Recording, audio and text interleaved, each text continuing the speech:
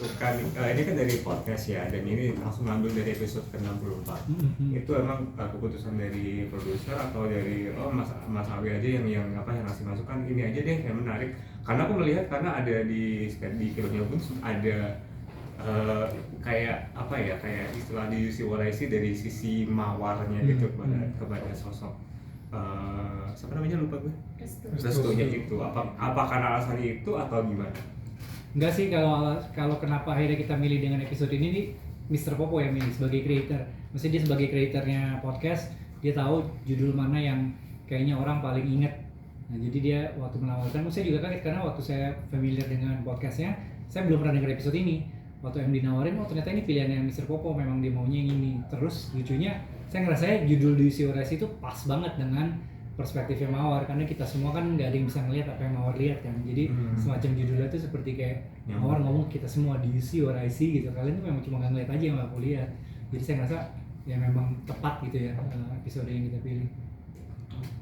Mas Al kemarin sempat kepo ke orang castingnya kan, dan pemilihan pemain yang rata-rata baru. Sedina kan juga pertama kali jadi pemeran utama di film horor ya. layar lebar ya, sama Diandra juga itu.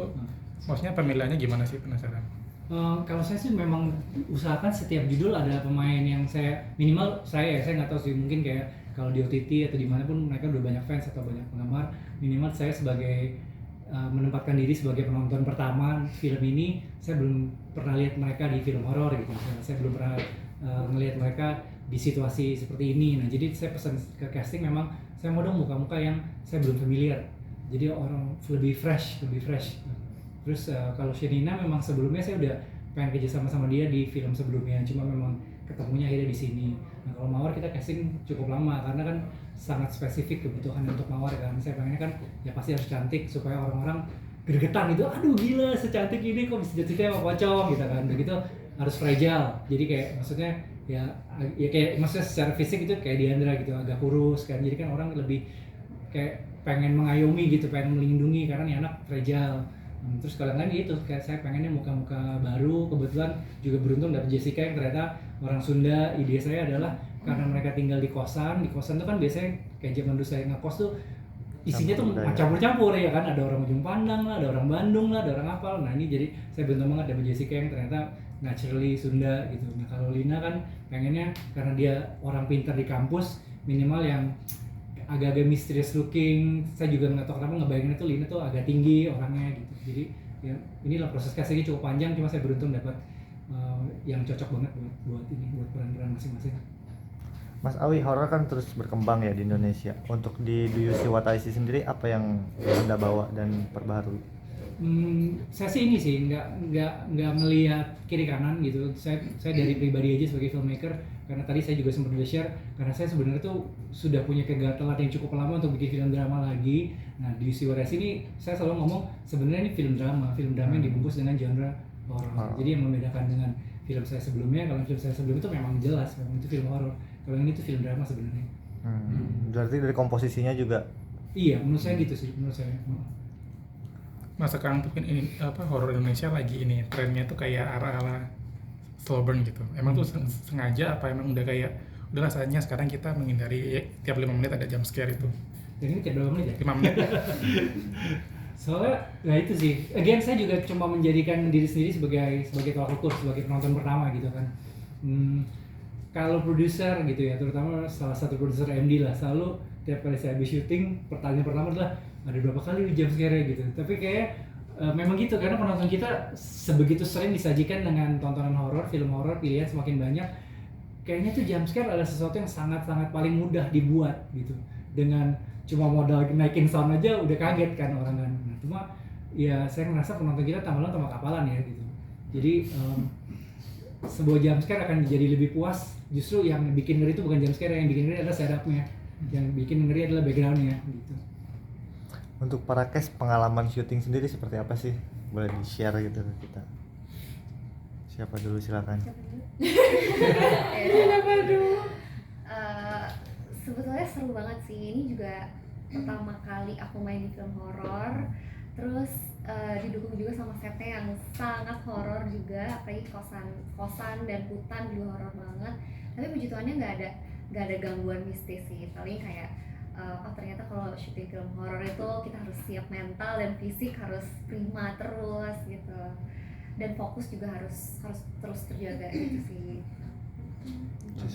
Sama sih, mungkin kalau misalnya dari sisi kayak digangguin atau apa, puji Tuhan kita bertiga nggak digangguin ya. Iya. Tapi kalau misalnya dari sisi kerjanya di tempat syuting itu, menurutku justru di film ini salah satu syuting yang paling enak ya. Untuk dia. Untuk aku. Karena nggak ada scene kuburan ya Dona. Karena aku nggak ada di scene kuburan, jadi aku cuma di kosan sama di kampus doang. Jadi aku sangat menikmati prosesnya, apalagi jarang banget kita pulang pagi ya. Cuman kalau ada scene malam-malam baru pulangnya agak pagian, tapi itu pun langsung syutingnya siang lagi, jadi aku enjoy banget syutingnya. Dan Enak sekali. Lebih enak. Kalau aku sih ini salah satu film yang challenging sih untuk aku karena ya scene kuburan itu. Tapi untungnya sih gara-gara memang mainnya juga sama seumuran, jadi kita masih fun aja, ke bawah fun, dan juga emang saling motivasi. Menguatkan. Iya, menguatkan gitu, kayak lagi bikinan kita itu yaudah benar-benar bareng-barengan makan mangga gitu, lagi dingin-dinginan kayak gitu, tapi jadi ya seru-seru aja gitu. Mas, kenapa syuting di kuburan itu Kuburan. sampai Membekas. berhari-hari? Berhari-hari. Karena kita betah. Karena tingkat kesulitannya memang tinggi banget. Tingkat kesulitan kan sangat-sangat tinggi ya. Begitu karena adegan malam, jadi kita cuma bisa mulai setelah makan malam dengan batas sampai matahari terbit. Jadi karena shotnya banyak, terus ya seperti saya bilang kan, masa ngeliatinnya juga susah, terus adegannya juga hujan, jadi memang dibutuhkan karena tingkat kesulitan yang tinggi. Itu berarti ngebangun set sendiri Mas atau seperti Iya, karena kan kita perlu ngegali, jadi kita pikir nggak mungkin di kuburan beneran. Begitu kalau kuburan beneran kan pasti kuburannya yang pada umumnya adalah warna-warni gitu. Maksudnya kayak kuburan satu ke kuburan lain kan nggak satu tone, warna-warni pasti. Dan saya pengennya kan dalam satu one shot kuburan itu sama satu tone. Jadi kita udah mikir, begitu kan ada adegan di mana secara mistis kuburannya berubah jadi sama semua. Itu juga kita nggak mungkin lakukan di kuburan beneran gitu. Jadi ya udah kita akhirnya menemukan lokasi di Cibubur yang sebenarnya lokasi itu kayak hutan kota gitu. Kita set akhirnya. Jadi lebih bebas lah untuk kita gali, untuk kita ganti misalnya. susahnya apa sih Mas tantangannya untuk akhirnya ngebangun set dan sampai membekas seperti di semua pemain itu dengan pas. Soalnya tadi juga kelompok sebelumnya adegan kuburan yang paling berkesan Paling buat berkesan. mereka dan yang paling menakutkan gitu. Paling challenging Dari hari sisi kan. Mas Alwi sendiri seperti apa? Iya. Hujan betulan kok. Enggak, maksudnya hujannya kita bikin. Itu juga dari Artun, Pak, kita udah tiap hari udah 4 mobil tangki masih nggak cukup nih hujan gitu. Nah, jadi ya gitu karena memang shotnya banyak ya. Terus dari naskah saya udah ngerasa. Jadi waktu kita syuting di kosan memang beruntungnya Dona aja, di kosan tuh kita super lancar sampai hemat 1 hari. Jadi harusnya misalnya di kosan 18 hari, kita 17 hari udah selesai. Karena kan interior, adegannya interior, mau di luar hujan kita tetap masih bisa syuting. Jadi kita malah nabung, tiap hari nabung scene, hemat 1 hari. Saya pikir wah juara nih, hemat budget nih 1 hari. Jebol lah di set kuburan, karena di kuburan memang jauh lebih susah. Jadi total Terus menghabiskan yang berapa? adegannya saya pikir gampang, cuma mawar digonggongin anjing aja, itu 2 hari syutingnya. Iya benar. Memakai 3 ekor anjing. Bener-bener yang ini udah bisa ngegonggong, abis itu nggak bisa ngegonggong lagi. Mau ngeliatin kan, ngeliatnya juga spesifik, ngeliatnya nggak boleh ngeliat ke mawar. Dia tuh ngeliatnya sebenarnya ke belakangnya mawar kalau kalian perhatiin. Yang digonggongin tuh bukan mawar, yang digonggongin itu restu. Jadi dia ngeliatnya tuh lebih tinggi ke kanannya mawar. Nah, gitu-gitu aja kita sampai ganti anjing 3 kali. Sampai 2 hari tuh syuting adegan itu doang. Jadi emang nggak ada adegan mudah tuh di kuburan. Maksudnya jebol itu apakah target di kuburan Iya, berapa hari? betul. Berapa hari ya? Dari 5 hari jadi 6 hari. Total berapa tangki Mas airnya yang dihabiskan? Cukup lah buat mandi sekeluarga sebulan. Nanya Mediandra dong, di sini kan kamu berperan sebagai mawar yang katanya jatuh cinta sama Restu yang ternyata pocong gitu kan. Aku pengen tahu kamu mendalamnya gimana? Apakah ngebayangin sosoknya si Restu kayak gimana atau terus apakah gimana aja? Gimana kamu membangun chemistry dengan Restu yang kita nggak bisa lihat gitu kayak Iya, gimana? Sebenarnya yang aku imajinasikan, yang Mawar imajinasikan ya jelas Restu sebagai sosok yang sangat sempurna ya. Maksudnya kayak cowok yang bisa mengayomi, dan jawaban dari doa Mawar yang ya sampai akhirnya dia bisa mengisi kekosongannya Mawar lah ya. Jadi aku tidak membayangi pocong, karena kalau misalkan aku bayangin pocong kayaknya nggak akan dapet tuh feel jatuh cintanya, apalagi ini cinta pertama awal kan, jadi pasti aku ngebayanginnya ya Mas Restu sebagai sosok yang tadi aku udah jelasin sih, kayak gitu, nggak sebagai pocong. Tapi itu gimana, kamu kan ada banyak adegan shot wajah ya, itu kan kayak emang sengaja dibikin kayak misterius. Itu seperti apa? Apa ada pengarahan dari Mas Awi? Kita bentuk dari proses reading sih, kita sepakati dulu mawar ini karakternya akan seperti apa, terus eskalasi emosi dan perubahan-perubahan di setiap fasenya akan seperti apa, jadi pasti kita bentuk. Tapi aku juga udah invest perasaanku juga, jadi aku klasifikasikan lagi juga perasaanku pada saat aku merasa senang, terus dilihatin sisi kesepiannya, lalu dilihatin sisi kasmarannya, sampai akhirnya patah hatinya, kecewanya karena teman-teman menganggap apa yang dia lihat itu salah, atau bahkan dianggap setan atau pocong gitu. Jadi sebenarnya dari perasaan aku dulu sih dibangunnya gitu, baru muncullah ekspresi itu. Jadi sebenarnya bukan ekspresinya yang dibentuk, tapi dari dalamnya gitu, sampai akhirnya bisa keluar ekspresi tersebut gitu sih. Tapi Mas Awi kayaknya sengaja ya, kayak wajahnya itu kayak beneran kayak serem sih ya. Iya, karena Misterius. karena kan nggak tiap kali kita dapat pemain yang enak di close up itu gitu kan. Maksudnya karena begitu saya waktu kasih juga happy banget dengan dapat Diandra, bukan cuma close up, saya pakai wide lens untuk close up, untuk ngelosif mawar. Jadi mukanya itu agak distorsi.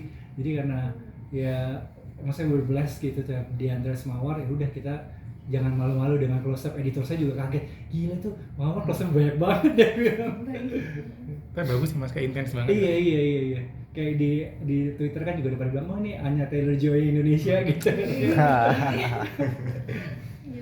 Tapi aku jadi penasaran sama Diandra, kan kamu kan udah debut dari Dirnatan pertama tuh.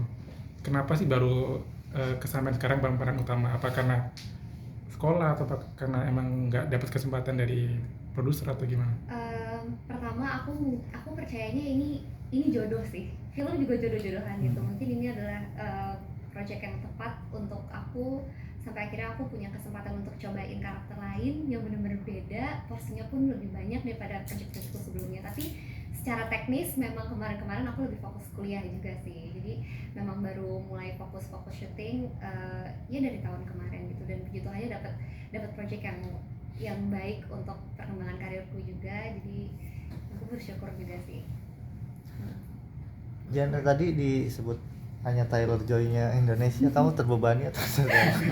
Aku aminin aja ya kayaknya, nggak dijadiin beban. Itu Mas, settingnya itu ceritanya di kota mana, di Jawa, Jakarta? Di Depok kan, kalau ada adegan si V lagi telepon sama Alex tuh ada buku telepon Depok, karena kejadian nyatanya di Depok. Nah itu kampusnya ya? Iya, sebenarnya kita tahu lah di Depok kampusnya kampus apa gitu kan, tapi emang nggak perlu disebut aja. Tapi vibes-nya itu emang 90 mana tuh? Iya. Bangunan tua itu aslinya apa itu? Yang kita pakai buat kampus, beneran kampus di Serpong ya. Oh di Serpong. Iya, itu juga saya beruntung banget dapat. Wah, ternyata masih ada kampus yang bentukannya kayak gini. Kita suka banget sih dengan kampus itu ya. Tapi bangunannya kayaknya udah tua banget ya. Iya, tapi masih aktif. Jadi masih aktif, masih mahasiswa juga masih banyak di situ. Aslinya kampus. Aslinya kampus. Cuma mereka memang banyak program online. Jadi waktu kita syuting tuh mereka sekolah online gitu ya. Tahun berapa sih syuting? Syutingnya tahun lalu. 2023. Iya, 2023. Kalau setting kos-kosannya itu juga menurutku agak unik aja sih. Iya. Itu kita juga beruntung. Itu kalau nggak salah sebelumnya kantor pajak yang tutup. Jadi udah tutup mungkin kayak 2 tahunan. Maka seperti tadi Jessica bilang memang agak serem karena udah nggak aktif itu gedung. Dan memang sebenarnya udah kayak listriknya udah nggak nyala, air udah nggak nyala, kita yang bawa gitu-gitunya lagi, kita yang hidupin gedungnya di Bogor kalau gitu. Mas kalau boleh aku ini sih penasaran aja. Ini kan endingnya tuh sama kayak Kisah Tanah Jawa ya gitu. Nah, Mas ya? Maksudnya Saya belum nonton. jadi apa emang sempat ini nggak merasa kok ini ya kayak ceritanya hujan pocong. Oh, maksudnya dengan gali kuburan segala. Karena jalannya tunggu. Iya, memang tayangnya Kisah Tanah Jawa duluan. Cuma sebelum Kisah Tanah Jawa syuting ini udah ada ceritanya. Coba memang sih sempat ada kepikir gitu. Cuma beda sih ya masih ya. Saya lebih sadar bahwa saya sudah melakukan adegan bongkar kuburan tuh setelah di Siwaresi, karena naskah saya selanjutnya ada adegan begitu lagi, dan itu jangan dua kali gali kuburan. Jadi kalau yang ini sih iya, karena nggak tahu deh, maksudnya belum pernah ada yang mention sih, bahkan orang-orang yang diajak kayak nggak pernah mikir gitu, oh iya ini mirip Kisah Tanah Jawa gak ya, karena ada gali kuburan. Ya karena kayaknya mungkin fokusnya nggak di sana ya. Iya. Mbak Nina buat Pak Sarah ya? Iya. Itu ada adegan ya. Jadi ketika pitanya itu direndam dari tarik lagi itu berubah jadi pocong itu. Nah itu kamu mendalaminya apakah memang mengacu kepada ceritanya saja atau mungkin kamu konsultasi kayak semacam orang pintar apakah memang hal tersebut itu memang memungkinkan terjadi atau bagaimana dalamnya adegan itu? Sebenarnya sih kalau untuk adegan itu nggak terlalu sulit banget ya, nggak terlalu mungkin karena untuk Lina itu sebenarnya mendalami sebagai Lina aja tuh emang udah mesti lebih kalem dan juga dia lebih berani lah ya untuk sebagai karakter, dan juga bisa dibilang dia yang lebih tahu kan jadinya dengan hal-hal yang mistis kayak gitu. Dan untuk sini tuh jadi ya memang kita fokusin aja untuk ya oke, ini kamu udah lebih tahu, dan di situ kita akan sebenarnya itu lebih banyak masalah teknis sih sebenarnya, karena itu juga karena kitanya dipakein apa magnet gitu ya, waktu itu kan magnet, dan itu sebenarnya satu take. Jadi kita pitanya beneran terus kita ganti langsung ya jadi kain pocong ya, tali pocongnya itu. Dan ya overall sih nggak terlalu banyak yang mesti mendalami banget sih untuk sini tuh. Mungkin kamu ngobrol lah apa cahaya gitu. Oh, paling cuma mantranya doang mesti ya, karena kita kan aku emang dikasih 3 mantra ya dan mesti diingatkan. Jadi untuk sini tuh paling aku mesti bilang mantranya aja. Itu aja sih. Nggak sampai ngobrol sama orang pintar kayak gitu. Oh enggak sih, paling karena kita ada acting coach dan dia juga emang yang menuliskan mantra-mantra itu, dan dia juga udah translate juga apa mantranya gitu. Dan beberapa mantranya itu emang asli ya, jadi dia bilangnya sih tapi masih aman untuk syuting. Jadi mantranya memang si acting coach-nya minta dari orang pintar. Iya. Asli yang Iya. dipakai Iya. ritual kayak gitu. Iya. Kayak dia nanya kan kira-kira gunanya untuk apa, misalnya untuk menolak makhluk halus, oh berarti mantranya begini. Cuma memang ada yang harus dihindari supaya nggak beneran gitu. Iya. Apa itu? Maksudnya kayak kata-katanya dari kasih tanah Jawa tuh saya dilakukan. Jadi dia kasih aslinya begini, tapi selalu dia ntar ada ganti 1-2 kata supaya mantranya itu nggak ada isinya beneran gitu. Iya, jadi ada diganti Iya. gitu. Mas Awi, mungkin ini urusan produser ya, kan soal budget tadi bilang jebol syuting.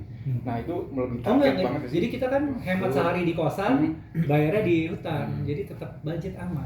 Oh, kirain semua jadi syuting Makanya saya di calling terus, budgetnya aman terus. aman berarti produser juga seneng ya? Aman. Oke. Mas Awi, line up Mei ini kan banyak horor ya. Seberapa optimis sih Mas Awi untuk Do You See What I See? Maksudnya kalau secara optimis, secara film saya suka. Saya sebagai penggemar film horor, saya ngerasa film horor yang kali ini beda lah. Seperti saya bilang, sebenarnya film drama dengan bungkusan horor. Cuma memang dari awal, sebelumnya kan saya tahunya tayangnya Juni. Saya udah happy tuh dengan Juni. Saya udah terima, oke tayang Juni. Harusnya tayang Desember tahun lalu. Saya udah sempat ngomong ke Diandra malah ya, waktu premier KTJ, tenang ya, Desember giliran kita. Saya bilang gitu kan. Ternyata diundur dari Desember, undur ke Februari, undur ke Maret, akhirnya undur ke Juni. Ya udah saya udah terima tuh Juni. Untung saya nggak pernah ngumumin apa-apa di internet ya, kalau nggak mau habis lagi tuh kayak kakak itu ya, caci maki, dihujat, mau diajak berantem sama netizen. Nah, terus kali ini tiba-tiba dari Juni yang saya rasa saya ngelihat 2 minggu sesudahnya sama 2 minggu sebelumnya dikit lah, lebih dikit horornya. Waktu dimajuin ke Mei kan, Mei itu memang banyak horor banget. Jadi ya pasti kekhawatiran itu ada, karena saya takutnya kan ya penonton kita mungkin ada budget untuk nonton film horor sebulan 2 kali, dia banyak pilihan lain, termasuk film Hollywood yang ada horor juga kan. Gitu. Cuma ya karena kita udah gak ada pilihan lain, maksudnya MD udah mutusin karena film yang mereka siap untuk tayang tuh adalah di Siwarasi, ya udah saya terima aja deh di bulan bulan Mei deh kita ini aja, Bismillah aja. Tapi terbantu juga dengan libur-libur panjang ya ternyata di Mei. Justru libur panjang kan tapi sebelum dan sesudah. Oh, di tengah berarti. Iya, kita di tengah. Mas melihat perkembangan horor sekarang gimana Mas? Film Indonesia ya? Karena semakin banyak yang bikin, pastinya dengan apapun yang semakin banyak dibikin, lebih banyak yang ngasal, tapi lebih banyak juga yang bagus gitu. Jadi sama-sama sih ya, semakin banyak yang bikin, semakin banyak yang trial and error, banyak yang fail juga, tapi banyak yang berhasil juga. Jadi saya sih selalu, apapun itulah, semua filmmaker nyobain genre apapun saya selalu senang gitu. Jadi kan tambah banyak pemain, tambah banyak yang trial and error gitu, jadi lebih seru. Tapi setelah ini Mas Awi sendiri apa horor lagi atau? Gini, gimana nih para produser nih? Horor lagi sih abis ini ya. Udah Nur ya? Kamu tahu dari mana sih? Enggak, bukan. Oh iya. Bukan, ada seharusnya Danur tapi bukan. Jadi bukan Danur, mungkin tahun depan. Buat